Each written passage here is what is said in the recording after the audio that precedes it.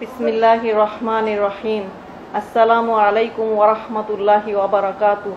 Rohingya Muslim women and children of the northern Rakhine state of Burma have been suffering violent persecution for the past few decades in the hands of successive apartheid Burmese governments. To escape this brutal torture, forced labor, discrimination, subjugation, and severe violation of honor, hundreds and thousands of Rohingya Muslim women, along with their families, fled their homeland and sought refuge in the closest neighboring country, Bangladesh. But even here, the vicious cycle of persecution and humiliation continues. They are living a life without hope, without honor, and devoid of all kinds of basic human rights. Apart from 30,000 Rohingyas who have legal refugee status, around 300,000 Rohingya Muslims are categorized as illegal economic migrants by the Bangladeshi government, and thus are placed into makeshift camps near two authorized camps and nearby villages.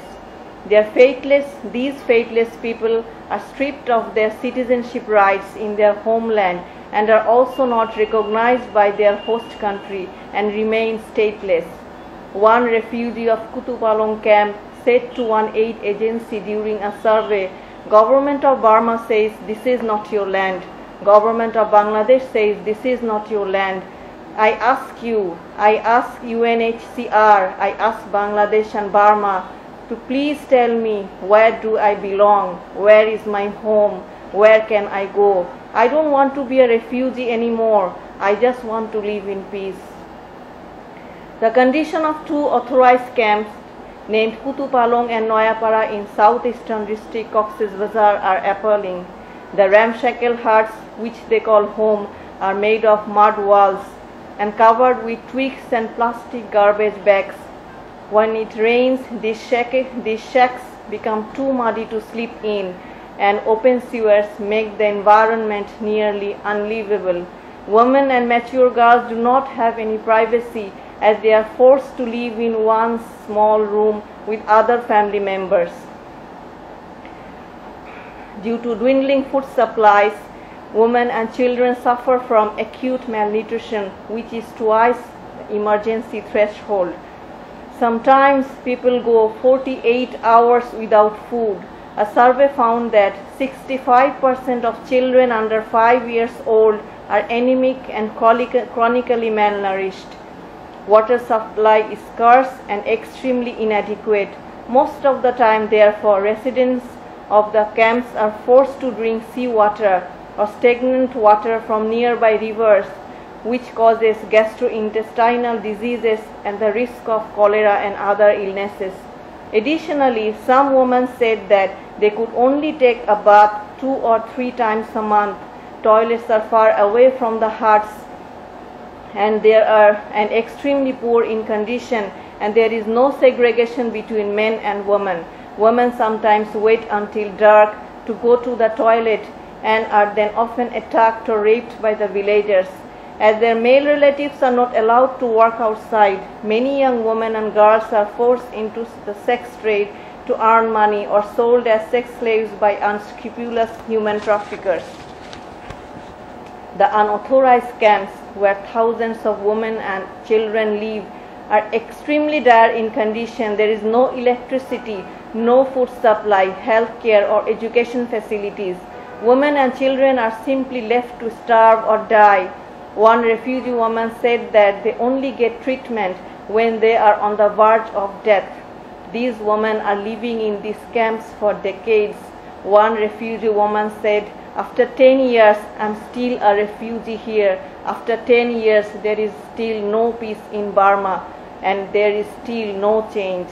The secular democratic ruling class of Bangladesh has never treated these helpless Rohingya women as our honorable Muslim sister or part of the Khairu Ummah. Rather, to make their lives more miserable, they have taken harsh steps and implemented repressive policies like sealing the borders, pushing them back to sea when they are in dire need of shelter, and handing them over to the brutal Burmese regime through forced repatriation. The heartless Bangladesh government also orders frequent crackdowns on camps, leaving thousands of Rohingya, including women with young children, homeless, arresting their male relatives, and even banning the activities of international NGOs to stop the bare minimum assistance they provide. The recent crackdown in February of this year on the camps at Shamlapur fishing village, 50 kilometers from Cox's Bazar, without any prior notice, left 35,000 Rohingya homeless. One of the women victims said, "We have no roof over our heads.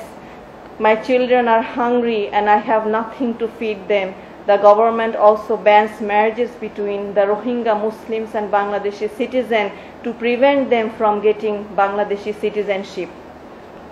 This treacherous ruling regime, like all other Muslim regimes in the world, will never come forward to provide sanctuary and protection to our beloved Rohingya sisters, because their diseased hearts are filled with the love of this dunya, and their thoughts are corrupted by the inhuman thoughts of nationalism and nation state.